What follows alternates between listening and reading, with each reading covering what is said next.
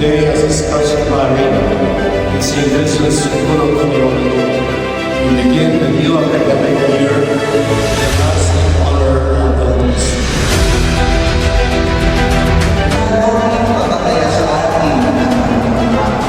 Magiging mag-journey pa kaya sa atin sila. Will they continue to believe that there is the fullness of life if this socio-economic division remains as unasahan?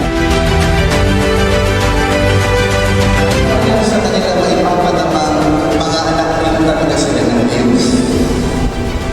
This is one reason why there are many improvements right now at SPST to make you, especially students, realize you are given importance.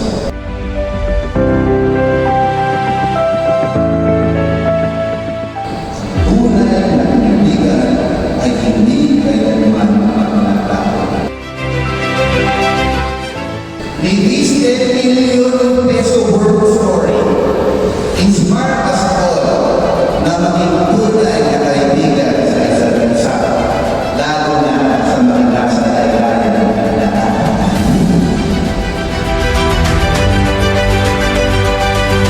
May God who has been pleased to unite many tongues the profession of one faith, give you perseverance in God's same faith, and that by believing may you journey from hope to your vision. Amen. May Almighty God bless you, Father, Son, and Holy Spirit. Amen. Go in peace, glorify the Lord by your life. Thanks be to God. A very good afternoon to each and everyone.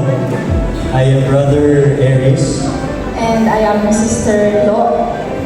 And welcome to this year's First General Assembly.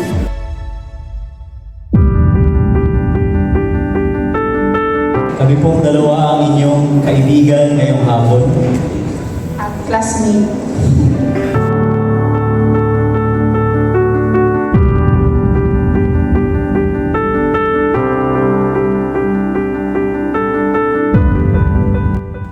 A warm welcome to everyone, especially those who are new to the campus.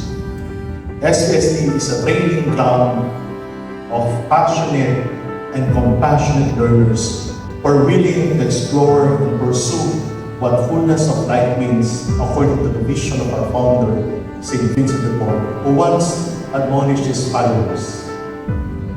And I quote, "I hope that you will spend your life in peace in order to advance in virtue." A round of applause to our Dean, Father Ronaldo Passos. I'd like to first welcome every one of you, especially our new professors who are with us and our new students. And the way of giving this report, this also will serve as a general orientation of what you can expect from our school in this coming year. St. Vincent's School of Theology is an institute for the theological, pastoral, and missiological formation of persons for effective service to the church and society. It fosters a way of doing theology that builds on the religious experience and praxis of the socially excluded and gears toward evangelization of the poor. So I am Attorney Maria Catrina Elizales, Makatiag. So whatever issues you have, you can raise it to me.